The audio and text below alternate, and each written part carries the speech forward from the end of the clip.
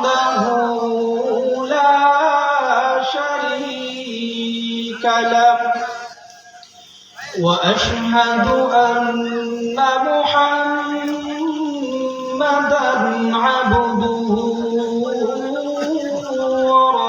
ورسوله الذي أرسله الله تعالى بالحق بشيرا ونذيرا وداعيا إلى الله بإذنه وسراجا منيرا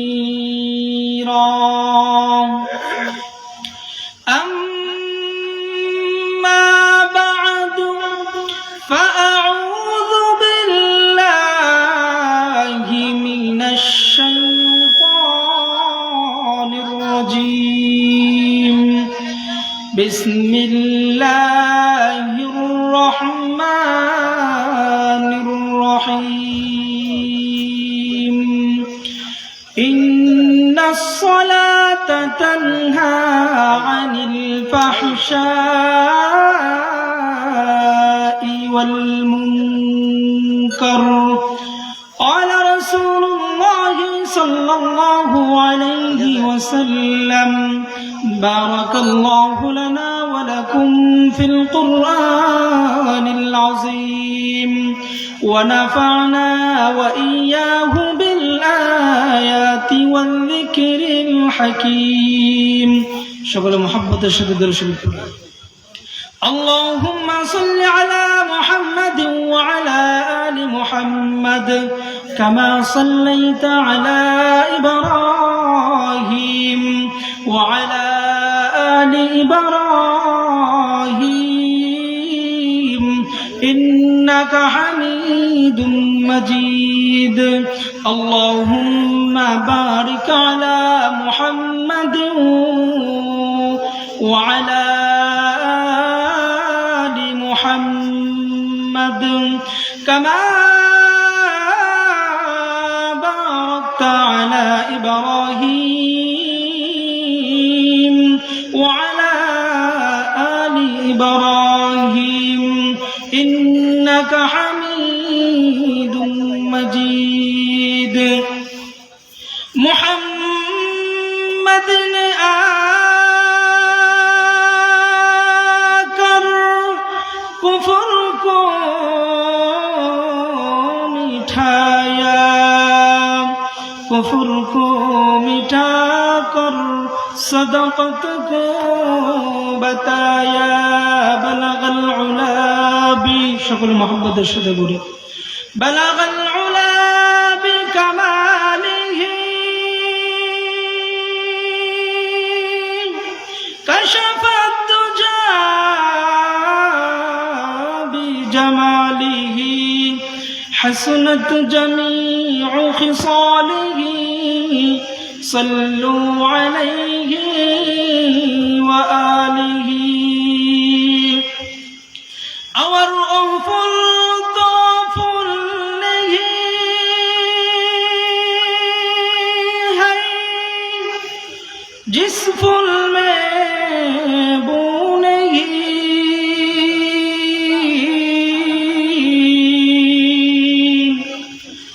اور دل تو دل نہیں ہے جس دل میں اللہ نہیں لا الہ সকলে মহব্বতের সাথে পড়ি লা ইলাহা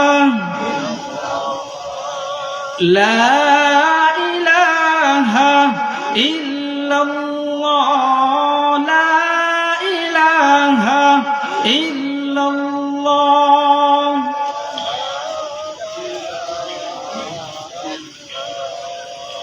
لا إله إلا الله محمد رسول الله صلى الله عليه وسلم আলহামদুলিল্লাহ, মরহুম জালাল মিয়া ও সকল কবরবাসীর রূহের মাগফিরাত কামনায় দ্বিতীয় বার্ষিক ওয়াজ ও দোয়ার মাহফিলের আয়োজন করা হয়েছে। মহান আল্লাহ তাআলা রব্বুল আলামিন, আল্লাহ তাআলার ঘর মসজিদের পর দুনিয়ার মধ্যে সবচাইতে দামি জায়গা হলো ওই জায়গাটা যেখানে কোরআন হাদিসের আলোচনা হয়, ওই জায়গা যেখানে কোরআন ও হাদিসের আলোচনা হয় এবং দ্বীনি কথা চলে, আর ওখানে কিছু দ্বীনি মানুষ বসে থাকে। আল্লাহ তাআলা বলেন, ওই মজবার মধ্যে দুনিয়ার কোনো সৈন্য বাহিনী দ্বারা আমি তোমাদেরকে নিরাপত্তা দেই না। আমি আল্লাহ তাআলা রব্বুল আলামিন তোমাদের চতুর্পাশে আমি আল্লাহ তাআলা ফেরেশতার মাধ্যমে তোমাদেরকে নিরাপত্তা দেই। আল্লাহ তাআলা আমাদেরকে ফেরেশতার মাধ্যমে চতুর্দিক দিয়ে ফেরেশতা দাঁড় করে দিয়েছেন আমাদেরকে পাহারা দেওয়ার জন্য। হয়তো আমরা দেখতেছি না, কিন্তু এটা দুনিয়ার মধ্যে মহান আল্লাহ তাআলা রব্বুল আলামিন আমাদেরকে পাঠাইছেন একমাত্র আল্লাহ তাআলার গোলামি করার জন্য, ঠিক কিনা? আর কোনো মাকসাদ আছে? শুধুমাত্র আল্লাহ তাআলার গোলামি করার জন্য। আজকে এই যে কত সুন্দর একটা আয়োজন করা হয়েছে, আজকে যদি এখানে একটা গান বাদ্যর আয়োজন করা হইতো, মানুষ আসতো না? আরো বেশি আসতো, কি বলেন? আমাদের বর্তমানের জামানায় ওয়াজ মাহফিলগুলোর থেকে গান বাজনার মধ্যে মানুষ বেশি আসে, ঠিক কিনা? আপনারা যদি একটা আওয়াজ না দেন তাহলে তো আমি কথা বইলা মজা পাবো না। আপনারা যদি আওয়াজ দেন আমি মনে করবো না কথা বুঝতেছেন, আমার ভিতর থেকে কথা অটোমেটিক বের হবে। রাজি আছেন তো ইনশাল্লাহ? আর আমি তো আপনাদের এলাকায় একেবারে নতুন, কখনো আসি নাই, এই জন্য আর কি আমার একটু মানুষকে একটু বিরক্ত করি আর কি, কথা একটু আওয়াজ দিয়ে বলার জন্য বলি। আপনারা রাজি আছেন তো ইনশাল্লাহ? তো যাই হোক, যে কথাটুকু বলতেছিলাম, আমি কোরআনুল কারীম থেকে যে আয়াতখানা তেলাওয়াত করেছি, ইন্নাস সালাতা তানহা আনিল ফাহশাই ওয়াল মুনকার। আল্লাহ তাআলা রব্বুল আলামিন আমাদেরকে দুনিয়ার মধ্যে পাঠাইছেন একমাত্র মহান আল্লাহ তাআলা রব্বুল আলামিনের গোলামি করার জন্য।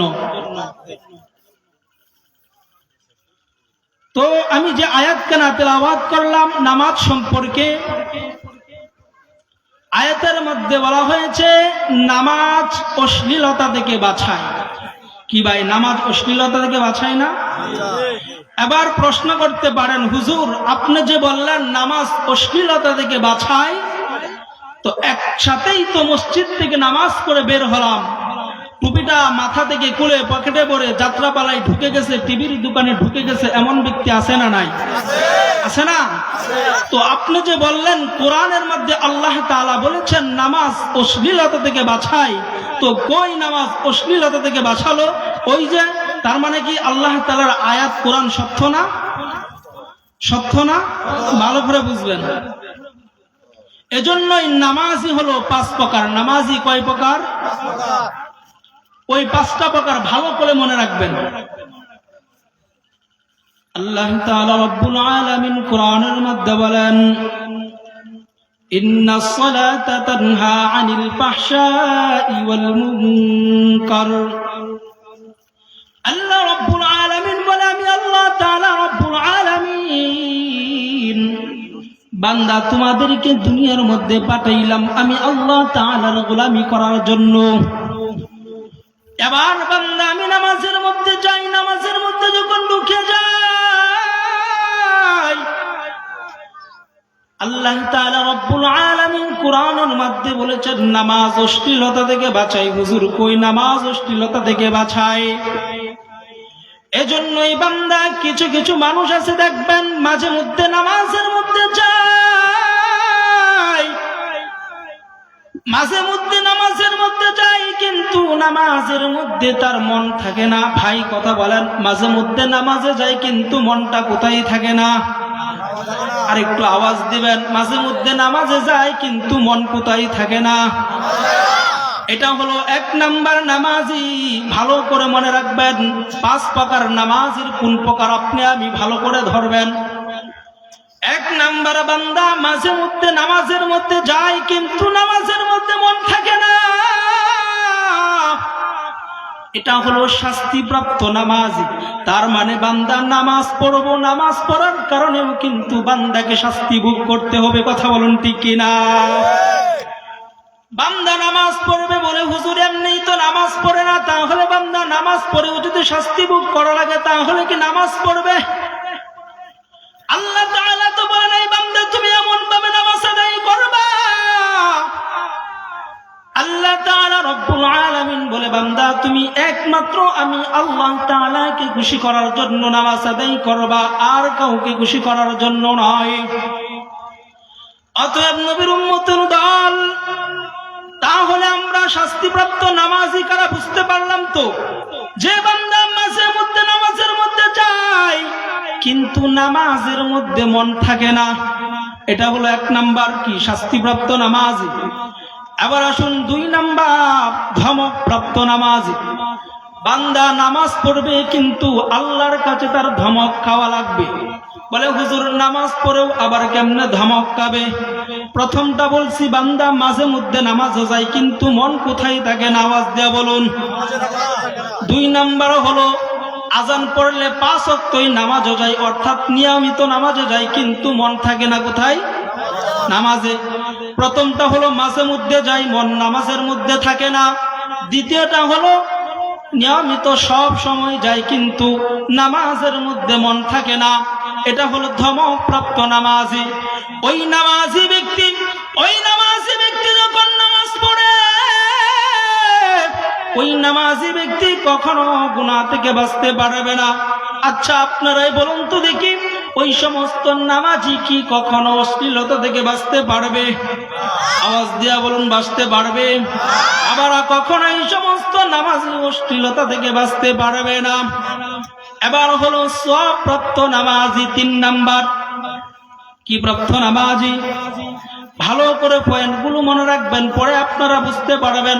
এতদিন মরা নামাজ পড়ছেন, অল্প সময় আপনাদেরকে বলে যাব কিভাবে তাজা নামাজ পড়বেন। আজকে থেকে নিয়ত করবেন এতদিন যা পড়েছি সব মরা নামাজ, আজকে থেকে তাজা নামাজ পড়তে রাজি আছি তো ইনশাআল্লাহ?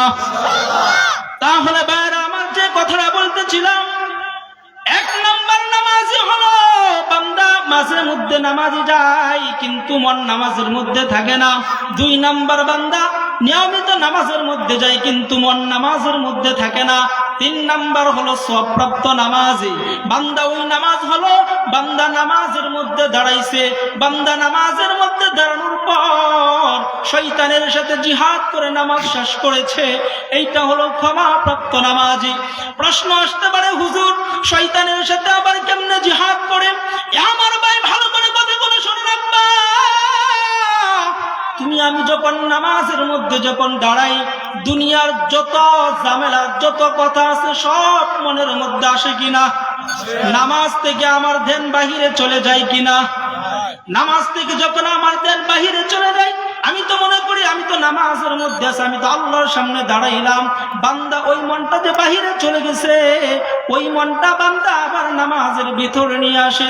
আবার বান্দা নামাজ পড়ে বলে আমি তো আল্লাহর সামনে দাঁড়ালাম, আবার অন্য একটা চিন্তা চলে আসলো, আবার বান্দার মন নামাজ থেকে বাহিরে চলে গেল। এমন হয় কি হয় না?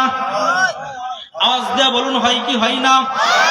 এজন্য আল্লাহ তাআলা বলে এমন ভাবে যদি বান্দা একবার মন নামাজ থেকে বাহিরে চলে যায় আর একবার মন বাহির থেকে ভিতরে চলে আসে নামাজের, এমন ভাবে যদি কোনো বান্দা নামাজ আদায় করে, আমি আল্লাহ তাআলা রব্বুল আলামিন ওই বান্দা পূর্বে যত গুনাহ করেছে ওই সব গুনাহ আমি আল্লাহ তাআলা মাফ করিয়া দেই।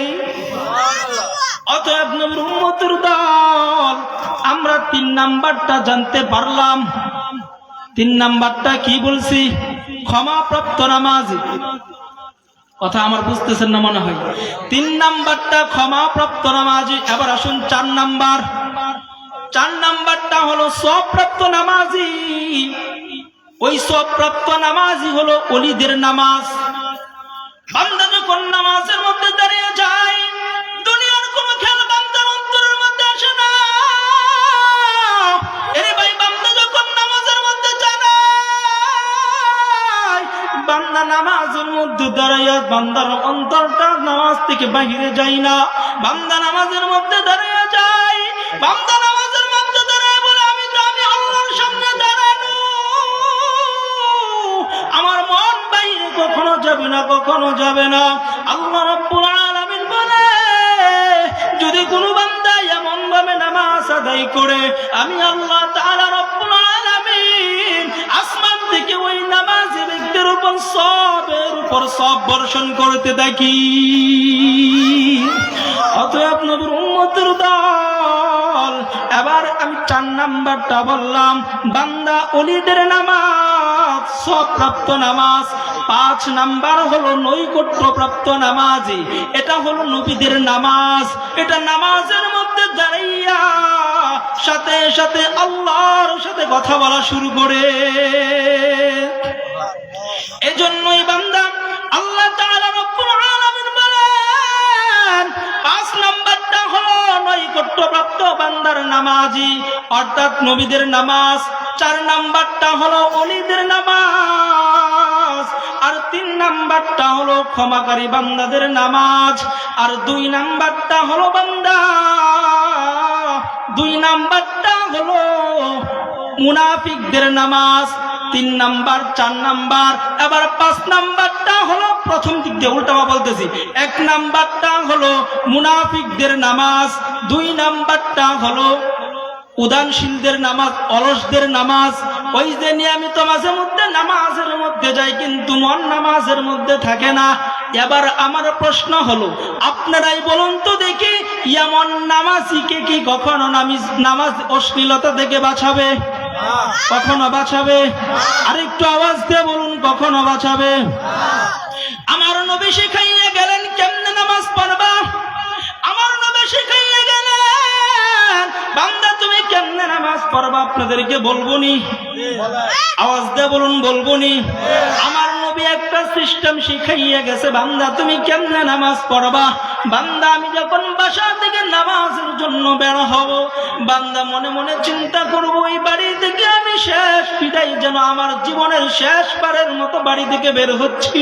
আমি নামাজ পড়ার জন্য মসজিদে যাচ্ছি, আমি নামাজ পড়ার জন্য মসজিদে মনে হয় এটাই আমার শেষ নামাজ। আমি মসজিদ থেকে বের হলে মনে হয় আর আমি মসজিদে ঢুকতে পারবো না। বান্দা ওযুটা যখন বানাইলাম মনে মনে চিন্তা করব হয়তো মানে জীবনের শেষ ওযু আমি বানাইলাম, আর কখনো নামাজের জন্য ওযু বানানোর সুযোগ পাবো না। বান্দা আমি যখন মসজিদের মধ্যে ঢুকে যাব, বান্দা আমি যখন তাকবীরটা দিব আল্লাহু আকবার, সকলে বলুন আল্লাহু আকবার। বান্দা আমি যখন আল্লাহু আকবার বলে যখন নিয়তটা বাঁধবো, বান্দা মনে করবো আমি জীবনের শেষ তাকবীরটা বেঁধে ফেললাম। বান্দা আমি যখন তাকবীরটা বেঁধে যখন রুকুতে যাব, মনে মনে চিন্তা করব মনে হয় জীবনের শেষ রুকুটা আমি দিয়ে ফেলছি। বান্দা রুকু থেকে যখন দাঁড়াবো, আবার যখন সিজদার মধ্যে যাব, বান্দা আমি মনে করব জীবনের শেষ সিজদাটা হয়তো দিয়ে ফেলছি। বান্দা এমন ভাবে যদি আমি নামাজ আদায় করতে পারি, দেখবেন আল্লাহ তাআলা রব্বুল আলামিন বলে বান্দা অবশ্যই অবশ্যই নামাজ তোমাকে অশ্লীলতা থেকে বেঁচে থাকতে পারবে না। অবশ্যই বান্দা তোমাকে নামাজ অশ্লীলতা থেকে বাঁচাবে। এজন্যই নবীর উম্মতের দল। তাহলে আমরা বুঝতে পারলাম তো 5 প্রকার নামাজি বান্দা 2 নাম্বারটা হওয়া যাবে না। এখন যদি দেখি কোনো বান্দা গুনাহ করে, এখন যদি দেখি কোনো বান্দা সুদ খায়, বান্দা সুদ ছাড়তে পারে না, বান্দা নামাজ পড়ে, আমরা মনে করব তুমি প্রথম 2 প্রকারের কোন এক প্রকার কথা বলুন, ঠিক কিনা? কোন বান্দা যদি নামাজ পড়ে গুনাহ ছাড়তে পারে না, কোন বান্দা যদি নামাজ পড়ে খারাপ অশ্লীলতা থেকে বাঁচতে পারে না, আমরা ধরে নিব ওই বান্দা প্রথম 2 প্রকারের কোন এক প্রকার।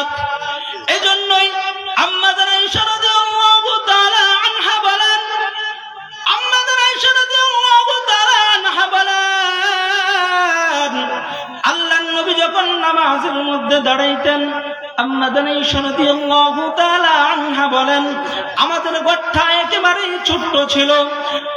আম্মা আয়েশা রাদিয়াল্লাহু তাআলা আনহা বলেন, আল্লাহর নবী যখন নামাজের মধ্যে দাঁড়াইয়া যাইতেন, আল্লাহর নবী যখন নামাজের মধ্যে দাঁড়াইতেন, আমার পা দুটা সোজা করে শুয়ে থাকতাম। আমার পা দুটা যখন সোজা করে শুয়ে থাকতাম, তখন আল্লাহর নবী সিজদা দিতে পারতো না। কেন আল্লাহর নবী সিজদা দিতে পারতেন না?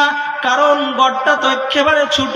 কারণ আম্মা আয়েশা রাদিয়াল্লাহু তাআলা আনহা যদি পা দুটা সোজা করে শুয়ে থাকে, আল্লাহর নবী সিজদা দিতে কষ্ট হতো। এজন্য আল্লাহর নবী নামাজের মধ্যে দাঁড়ায়। আম্মা আয়েশা রাদিয়াল্লাহু তাআলা আনহা ঘুমিয়ে পড়লেন। দীর্ঘক্ষণ ঘুমানোর পর আম্মা আয়েশা রাদিয়াল্লাহু তাআলা আনহা জাগ্রত হলেন। দেখেন আমার মায়ের নবী এখনো নামাজের মধ্যে দাঁড়ানো আছে। আম্মা রাদিয়াল্লাহু তাআলা আনহা বলেন, আম্মা আয়েশা রাদিয়াল্লাহু তাআলা আনহা বলেন, আল্লাহর নবী যখন সিজদার মধ্যে যাবে, আল্লাহর নবীর শরীরটা আমার গায়ের মধ্যে লেগে যাওয়ার সাথে সাথে আমি জাগ্রত হয়ে গেলাম। দেখলাম আল্লাহর নবী হয়তো সিজদার মধ্যে যাব। তখন আমি যে পা দুটো সোজা করে শুয়েছিলাম, তখন ওই পা দুটাকে আমি এমন ভাবে গোঠাই, আমরা যেমন ভাবে পা গুলো সোজা কইরা দেই, মাঝে মধ্যে শীতের কারণে পা দুটা বাঁকা করে দেই। আম্মা আয়েশা রাদিয়াল্লাহু তাআলা আনহা ওই পা দুটা এমন ভাবে বাঁকা করিয়া শুয়ে পড়লেন। আম্মা আয়েশা রাদিয়াল্লাহু তাআলা আনহা দীর্ঘক্ষণ পা দুটা এমন ভাবে পা দুটা বাঁকা করে শুয়ে পড়লেন। দীর্ঘক্ষণ ঘুম থেকে জাগ্রত হলেন। হয় দেখেন এখনো আল্লাহর নবীর রুকুর মধ্যে এত লম্বা রুকু আল্লাহর নবী দিয়েছে। এ নবীর উম্মতের দল এবার আম্মা আয়েশা রাদিয়াল্লাহু তাআলা আনহা আবার দীর্ঘক্ষণ ঘুমিয়ে পড়লেন। দীর্ঘক্ষণ পর জাগ্রত হলেন। আম্মা দীর্ঘক্ষণ জাগ্রত হওয়ার পর দেখেন আল্লাহর নবী সিজদার মধ্যে পড়ে আছে। আল্লাহর নবী যখন সিজদার মধ্যে পড়ে আছে, আল্লাহর নবীর স্ত্রী আম্মা আয়েশা রাদিয়াল্লাহু তাআলা আনহা তখন ঘুমের মধ্যে হঠাৎ করে জাগ্রত হলো। দেখে আল্লাহর নবী এখনো সিজদার মধ্যে পড়ে আছে। আম্মা আয়েশা রাদিয়াল্লাহু তাআলা আনহা চিন্তা করে আল্লাহর নবীকে দুনিয়া থেকে বিদায় নিয়ে চলে গেছে কিনা হাতটা এরকম ভাবে দেয়, দেখে না আল্লাহর নবী মরে নাই। আবার আম্মা ঘুমিয়ে পড়লেন। আম্মা আয়েশা রাদিয়াল্লাহু তাআলা আনহা বলেন, আল্লাহর নবী যখন এমন ভাবে নামাজের মধ্যে দাঁড়িয়ে গেলেন, আর আল্লাহর নবী যখন নামাজ শেষ করলেন, এমন দীর্ঘক্ষণ করে নামাজ পড়লেন। আল্লাহর নবীর নামাজ যখন শেষ হলেন, এর নবীর উম্মতের দল আল্লাহর নবী মসজিদের মধ্যে বসে গেলেন। তখন মুয়াজ্জিন এসেছে আযান দেওয়ার জন্য। এসে থেকে আল্লাহর নবীর দাড়ি মুবারক ভিজে ভিজে পানি টপ টপ করে পড়তেছে। মুয়াজ্জিন সব জিজ্ঞাসা করলেন, আম্মা আয়েশা রাদিয়াল্লাহু তাআলা আনহা জিজ্ঞাসা করলেন, ওগো আল্লাহর নবী, আপনার পা মুবারক এত মোটা ফুলে হয়ে গেছে কেন? আল্লাহর নবী দেখো আমার পা দুটা ফুলে এত মোটা হওয়ার কারণ হলো আমি আল্লাহ তাআলা রব্বুল আলামিন আমাকে পৃথিবীর মধ্যে বাদশা হিসাবে আখিরি শেষ হিসাবে দুনিয়ার মধ্যে পাঠাইলেন। এজন্য শুকরিয়া আদায় হিসাবে 2 রাকাত নামাজ আমি নবী পালন করলাম, আদায় করলাম। আম্মা আয়েশা রাদিয়াল্লাহু তাআলা আনহা বলেন, আপনি তো জান্নাতি একজন মানুষ, আপনি তো জান্নাতি একজন মানুষ, কারণ আপনার তো কোনো চিন্তা নাই, আপনার তো জান্নাতি মানুষ। আল্লাহর নবী বলেন, না না, আমি এটার জন্য নামাজ পড়ি নাই, আমি নামাজ পড়েছি যে আল্লাহ তাআলা আমাকে এত সম্মান দান করেছেন, ওই সম্মানের জন্য আমি 2 রাকাত নামাজের মধ্যে আমি সারাটা রাত কাটাইয়া দিলাম। আবার চিন্তা করে দেখুন তো দেখি, আমরা যদি নামাজের মধ্যে দাঁড়াই 1 মিনিটেই নামাজ 2 রাকাত শেষ, ঠিক কিনা?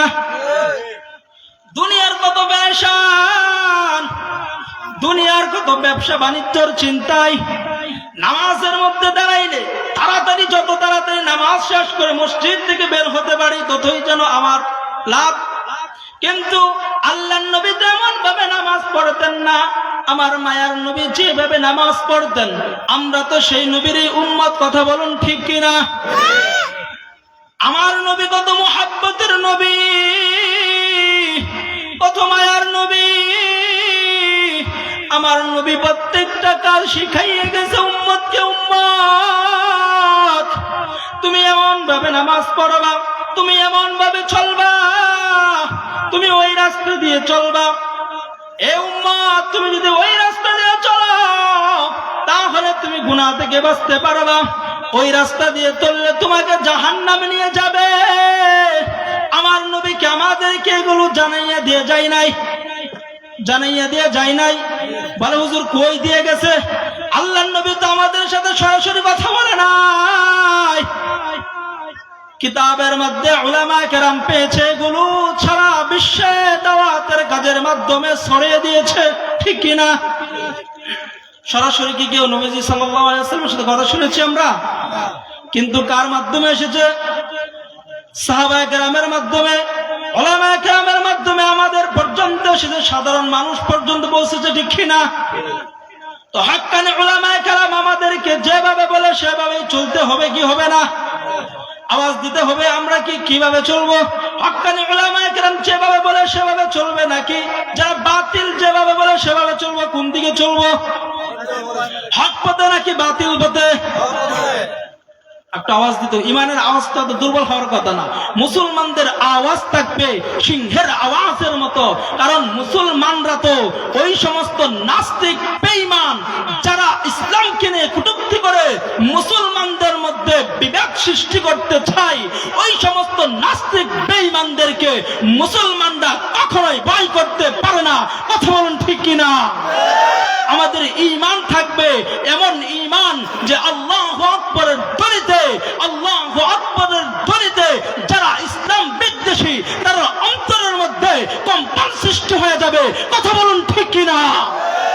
অতএব মুসলমানের ঈমানের আওয়াজ, ঈমানের পাওয়ার থাকবে সব সময় উঁচু, কারণ মুসলমানরা তো সব সময় উঁচু, মুসলমানরা তো সব সময় একটা মূল্যবান সম্পদ। আমাদের ঈমান যদি মজবুত হয়, দেখবেন ঈমান যদি মজবুত হয় তাহলে কোন নাস্তিক বেঈমান আমাদেরকে আবল তাবল বুঝাইয়া আমাদের কাছ থেকে ঈমান কখনোই নিতে পারবে না, কথা বলুন ঠিক কিনা? আজকে যান পাহাড় অঞ্চলগুলোর মধ্যে যান, দেখবেন টাকা দিয়ে, আপনাকে জমি দিয়ে আপনার কাছ থেকে আপনার ঈমানকে ছিনিয়ে নিয়েছে। কারণ সে তো সাধারণ মানুষ, আজকে টাকা পেয়েছে, আজকে সে দুনিয়ার মধ্যে চলতে পারে না। ওই সমস্ত নাস্তিক বেঈমানেরা আপনাকে টাকা দিয়েছে, আপনাকে একটু জমি দিয়েছে, আপনাকে একটু ঘর দিয়েছে। বান্দা, ওই যদি আপনার ঈমান যদি দুর্বল হয়, ওই টাকার কাছে আপনার ঈমান বিক্রি হয়ে যাবে। আপনার ঈমান যদি দুর্বল হয়, ওই ঘরের কাছে আপনার ঈমান দুর্বল হয়ে যাবে। আপনার ঈমান যদি দুর্বল হয়, ওই সমস্ত টাকার কাছে আপনার ঈমান বিক্রি হয়ে যাবে, কথা বলুন ঠিক কিনা?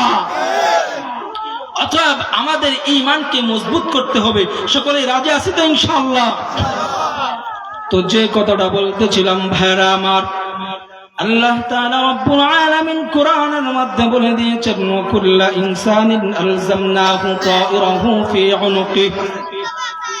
আল্লাহ তাআলা রব্বুল আলামিন বলে, বান্দা, দুনিয়ার মধ্যে তোমাদের প্রত্যেকটা মানুষের গর্দানের মধ্যে আমি আল্লাহ তাআলা রব্বুল আলামিন তোমাদের প্রত্যেকটা কর্মকাণ্ড ঝুলিয়ে দিয়েছি। আল্লাহ তাআলা রব্বুল আলামিন বলে, বান্দা, আমি আল্লাহ তাআলা রব্বুল আলামিন তোমার থেকে একটা কিতাব বের করব। আল্লাহ তাআলা রব্বুল আলামিন বলে, বান্দা, আমি আল্লাহ তাআলা যখন তোমার থেকে একখানা কিতাব বের করব, আমি আল্লাহ তাআলা বলবো, ইকরা কিতাবাকা কাফা বিনাফসিকাল ইয়াউমা আলাইকা হাসিবা। এরে বান্দা, আল্লাহ তাআলা যখন বলবে, বান্দা ওই কিতাবটা তুমি খোলো, বান্দা ওই কিতাবটা যখন তুমি খুলবা, বান্দা কিতাবের মধ্যে তুমি দুনিয়ার মধ্যে যদি জাররা থেকে জাররা পরিমাণ গুনাহ করে থাকো, আল্লাহ তাআলা যে কিতাবটা বের করবে, আল্লাহ বলবে, ইকরা কিতাবাকা কাফা বিনাফসিকাল ইয়াউমা আলাইকা হাসিবা। বান্দা ওই কিতাবটা তোমার সামনে উন্মুক্ত থাকবে, বান্দা তুমি পড়তে পারবা।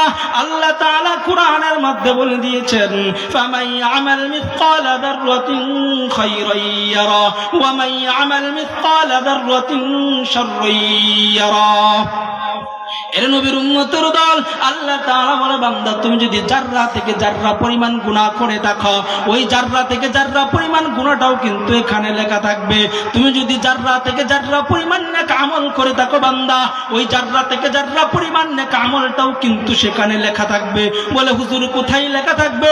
ওই যে আল্লাহ তাআলা যে কোরআনের মধ্যে বলেছেন, ওয়া কুল্লা ইনসানিন আলজামনাহু তায়রাহু ফি উনুকি ওয়া নুখরিজু লাহু ইয়াউমাল কিয়ামাহ। আল্লাহ তো বলে দিয়েছে, বান্দা ওই কিয়ামতের ময়দানে যে কিতাবটা তোমার থেকে বের করব, ওই কিতাবের মধ্যে বান্দা তোমার আমল নামাটা প্রত্যেকটা গুনাহ তোমার ওই কিতাবের মধ্যে লেখা থাকবে। এই জন্য নবীর উম্মতের দল, আমরা যে গুনাহ করি বান্দা, আমরা মনে করি ঘরের মধ্যে দরজা লাগাইয়া আমরা গুনাহ করে দুনিয়ার কেউ জানে না। আমার বাবা অন্য পাশে ঘুমায়, আমার ভাই অন্য পাশে ঘুমায়, আর আমি একটা রুমের মধ্যে দরজা লাগাইয়া ঘুমাই। আমি গুনাহ করতেছি, দুনিয়ার কেউ দেখতেছে না। বান্দা ওই যে তুমি যে গুনাহটা করলা বান্দা, ওই গুনাহটা কিন্তু ওই কিতাবের মধ্যে লেখা থাকবে। ওই যে আল্লাহ তাআলা যে বলে দিয়েছে, ওয়া নুখরিজু লাহু ইয়াউমাল কিয়ামাহ। বান্দা কিয়ামতের ময়দানে তোমার থেকে যে কিতাবটা বের করবে, ওই কিতাবটার মধ্যে কিন্তু ওই তোমার গুনাহটা লেখা থাকবে।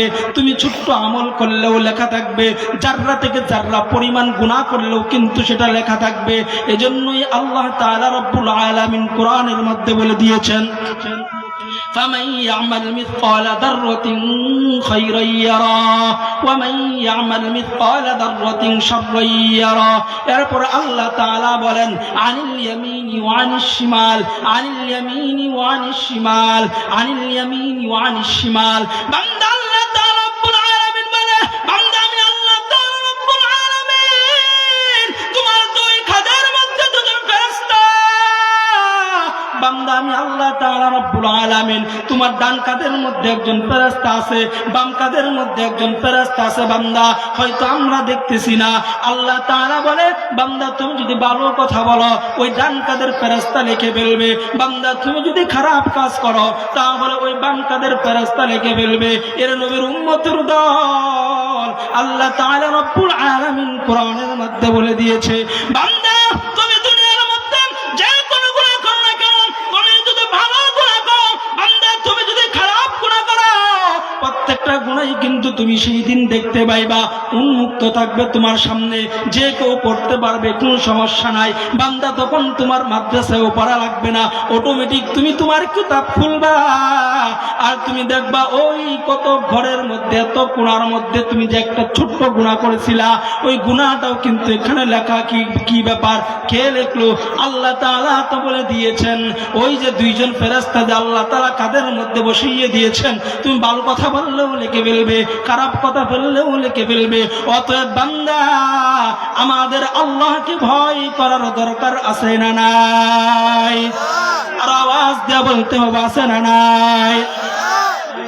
এজন্য বান্দা আমি আপনাদেরকে একটা কথা বলে যাই, আপনাদের এলাকার মধ্যে আমি একেবারে নতুন, এর নবীর উম্মতের দল। কোন বান্দা যদি একটা গুনাহ করে, একটা গুনাহ করার কারণে তার 5টা ক্ষতি হয়। কয়টা ক্ষতি হয়? আওয়াজ দিয়ে বলুন, কয়টা ক্ষতি হয়? ভালো করে মনে রাখবেন, একটা গুনাহ করলে কয়টা ক্ষতি হয়? আওয়াজ দিতে হবে, কয়টা ক্ষতি হয়? 1 নাম্বার হলো বান্দা, গুনাহ করনেওয়ালা ব্যক্তির চেহারা কালো হয়ে যায়। কি হয়ে যায়? গুনাহ করার কারণে তার চেহারা কালো হয়ে যায়। যত দামি ক্রিম, যত দামি পাউডার ব্যবহার করুক না কেন, কারণ সে তো নাফরমান। নাফরমান করার কারণে তার চেহারা কালো কালো। ওই ব্যক্তি, যে ব্যক্তি গুনাহ করে, ওই ব্যক্তির চেহারা কখনো সুন্দর হবে না। হয়তো আপনি সাদা পাউডার মেরে ভাবতে পারেন আপনার চেহারা সুন্দর, না না না। এরে বাবা, যে ব্যক্তি নামাজ পড়ে আর যে ব্যক্তি নামাজ পড়ে না, ওই দুই ব্যক্তিকে একসাথে দাঁড় করাইয়া আপনি দেখেন, যে ব্যক্তি নামাজ পড়ে না আর যে ব্যক্তি নামাজ পড়ে, ওই নামাজ পড়নেওয়ালা ব্যক্তির চেহারার মধ্যে নূর চমকাই। কথা বলুন ঠিক কিনা? আমি যদি এখানে বলি, সম্মানিত সভাপতি সাহেব, যে তাকাইয়া দেখেন তার চেহারা এত সুন্দর কেন? আমি যদি বলি জিজ্ঞাসা করেন উনি কি পাউডার ব্যবহার করে, আপনাদেরকে কি বলবে জানেন? বলে আমি ওই পাউডার ব্যবহার করি, রাত 4টা বাজে উঠে তাহাজ্জুদের নামাজ পড়ে ওযু বানাইয়া 2 রাকাত নামাজ পড়ি। কথা বলুন ঠিক কিনা? ওই 2 রাকাত নামাজ পড়ার কারণে তার চেহারাটা সব সময় চমকাইতে থাকে। ওই নামাজ পড়ার কারণে বান্দার চেহারার মধ্যে নূর চমকাই। কথা বলুন ঠিক কিনা? আচ্ছা, নবীর উম্মতের দল, 2 নাম্বার, যদি কোনো বান্দা গুনাহ করে তাহলে ওই বান্দার অন্তর কালো হয়ে যায়। 2 নাম্বার, যদি কোনো বান্দা গুনাহ করে বান্দার অন্তর কালো হইয়া যায়, আরে বান্দা ওই কালো অন্তর নিয়ে, কালো দিল নিয়ে যে আমি আল্লাহ তাআলার দরবারে দোয়া করি না, মালিক আপনি আমার দোয়া কবুল করেন। এর মালিক আমি তো পেরেশানির মধ্যে আছি, এর মালিক আমি তো নামাজ পড়ি কিন্তু আপনি তো আমার দোয়া কবুল করেন না। এ নবীর উম্মতের দল, এই কালো অন্তর নিয়ে যদি আপনি দোয়া করেন তাহলে কখনো ওই দোয়া কবুল হবে না। কথা বলুন ঠিক কিনা? আবার আসুন 3 নাম্বার, বান্দা গুনাহ করার কারণে শরীরকে দুর্বল করে দেয়। গুনাহ করলে শরীর দুর্বল হয়ে যায়। দেখবেন যারা সব সময় গুনাহ করে, তাকে যদি বলেন 1 গ্লাস পানি খাওয়া, সে বলে পারবো না। যদি বলেন ভাই ওই জিনিসটা দাও, বলে পারবো না, কারণ তার শরীর তো দুর্বল। গুনাহ করার কারণে তার শরীর দুর্বল হয়ে গেছে। ওই দুর্বল হওয়ার কারণে তার কাছে কোনো কিছুই ভালো লাগে না। তাহলে 3 নাম্বার হলো গুনাহ করার কারণে শরীরকে গুনাহ কি করে দেয়? দুর্বল করে দেয়। আবার হলো 4 নাম্বার, রিজিক কমে যায়। কি কমে যায়? বলে হুজুর কত মানুষ তো দেখি নামাজ পড়ে, কত মানুষ তো দেখি গুনাহ করে, কিন্তু কই সে তো ঠিকই খাবার খাইতেছে, বড় বড় বিল্ডিং এর মধ্যে ঘুমাইতেছে, তার রিজিক তো কমে নাই। আপনারা কি দেখেন না মাঝে মধ্যে ডাক্তারের কাছে গেলে ডাক্তার বলে আপনাকে চিংড়ি মাছ খাওয়া যাবে না, গরুর গোশ খাওয়া যাবে না, এমক শাক এমক জিনিস খাওয়া যাবে কি যাবে না, বলে কি বলে না? তার মানে কি যে আল্লাহ তাআলা ওই গরুর গোশতটা আপনার থেকে আল্লাহ তাআলা উঠে নিছে যে কোনো একটা মাধ্যমে, কারণ ডাক্তারের কাছে গেছেন, ডাক্তার নিষেধ করে দিয়েছে। তার মানে আমার রিজিক আর না, এটা আমি আর খাইতে পারবো না। তাহলে 4 নাম্বার হলো বান্দা, 4 নাম্বার হলো বান্দা অন্তরকে, এবং 4 নাম্বার হলো ওই গুনাহ করার কারণে আল্লাহ তাআলা রিজিক উঠাইয়া নেয়। 5 নাম্বার হলো বান্দা, 5 নাম্বার দুনিয়ার মধ্যে তাকে মানুষ ঘৃণা করতে থাকে। 5 নাম্বার মানুষ তাকে ঘৃণার দৃষ্টিতে দেখে। বান্দাকে মানুষ ভালো পায় না, বান্দাকে মানুষ যেদিকে যায় বান্দা বলে না অত গুনাহ করে, অত জখুর, অত বাবাখুর, অত মদ খা, সে ভালো না, এমন কথা বলে কি বলে না? যে ব্যক্তি, তারা 4 জন যদি মদ খায়, যদি জিজ্ঞাসা করেন ভাই তোমার সাথে যে ওই লোকটাই তা কেমন, সে বলবে সে তো একটা মদখুর। না বলবে আব্দুল কাদের জিলানীর ভাই, এটা বলবে? সে কি বলবে? সে মদখুর। কারণ তার বন্ধু তার সাথে খেলা, তার সাথে খায়, সেও বলতেছে কি সে খারাপ। আজকে আপনি একজন ভালো নামাজিকে জিজ্ঞাসা করেন, ওই মদখুরে জিজ্ঞাসা করেন একজন নামাজি ব্যক্তির কথা, ওই মদখুরও বলবে যে সে আমার থেকেও কি ভালো। বিশ্বাস হয়নি? সে বলবে সে আমার থেকেও ভালো, কারণ সে নামাজ পড়ে, আমি নামাজ পড়ি না। এই জন্য বান্দা আমরা গুনাহ ছাড়তে রাজি আছি না নাই? এজন্যই আল্লাহ তাআলা রব্বুল আলামিন, সময় শেষ, একটা কথা বলে শেষ করে ফেলবো। তো আল্লাহ তাআলা রব্বুল আলামিন আমাদেরকে দুনিয়ার মধ্যে পাঠাইছেন কিসের জন্য? প্রথমে বলছিলাম আল্লাহ তাআলার গোলামি করার জন্য। আর কারো গোলামি করার জন্য? আল্লাহ তাআলার গোলামি করতে যে যদি জীবন পর্যন্ত দিতে হয়, দিতে রাজি আছি তো নাকি? আওয়াজ দিতে হবে, আছি তো? আমাদের ইমান তো মজবুত করবো ইনশাআল্লাহ। আওয়াজ দিতে হবে, করবো তো ইনশাআল্লাহ। আমাদের ঈমান নিয়ে যদি কেউ ছেলেমেনি খেলে, আমাদের ঈমানের উপর যদি কেউ আঘাত আনতে চায়, স্পষ্ট ভাষায় বলে দিতে চাই, আমাদের ঈমানকে রক্ষা করার জন্য জীবন দিব, শরীরের তাজা রক্ত দিব, তারপরেও আমরা ঈমান থেকে কখনো মিসবাহ হব না। কথা বলেন ঠিক কিনা? সাবধান করে দিতে চাই, যারা মুসলমানের ঈমানকে নিয়ে চিরমিনি খেলতে চায়, যারা সম্পদের লোভে মুসলমানদের ঈমানকে কেড়ে নিতে চাই, আমরাও জানিয়ে দিতে চাই, ওই মুসলমানের ধ্বনি আল্লাহু আকবারের ধ্বনিতে যখন মুসলমান আল্লাহু আকবারের ধ্বনিতে যখন আল্লাহু আকবার আল্লাহ তাআলাকে যখন বুকের ভিতর লালন করে যে কোনো কাজের মধ্যে নেমে যাবে, মুসলমানরা বিজয় হবে, বিজয় হবে, বিজয় হবে, এটার মধ্যে কোনো সন্দেহ নাই। কথা বলেন ঠিক কিনা? অতএব নবীর উম্মতের দল, আমাদেরকে ঈমান মজবুত করতে হবে। আমাদের ঈমান দুর্বল করে দুনিয়ার মধ্যে এখন ছড়া যাবে না। বাবা একটু চিন্তা করে দেখুন, আজকে আমরা কত মুসলমান, তারপরেও মুসলমান মাথা নত করে চলতে হয়। কথা বলেন ঠিক কিনা? এজন্যই মহান আল্লাহ তাআলা রব্বুল আলামিন আমাদের ঈমানকে মজবুত করার মতো তৌফিক দান করেন। সকলে বলে আমিন। আর যে কথাটুকু বললাম, আল্লাহ তাআলা আমাদের সবাইকে কথাগুলোর উপর আমল করার এবং আমাদেরকে প্রথম 5 প্রকার নামাজের 2 প্রকার না হওয়ার তৌফিক দান করুক। সকলে বলে আমিন। ওয়া আখির দাওয়ানা আলহামদুলিল্লাহি রাব্বিল আলামিন।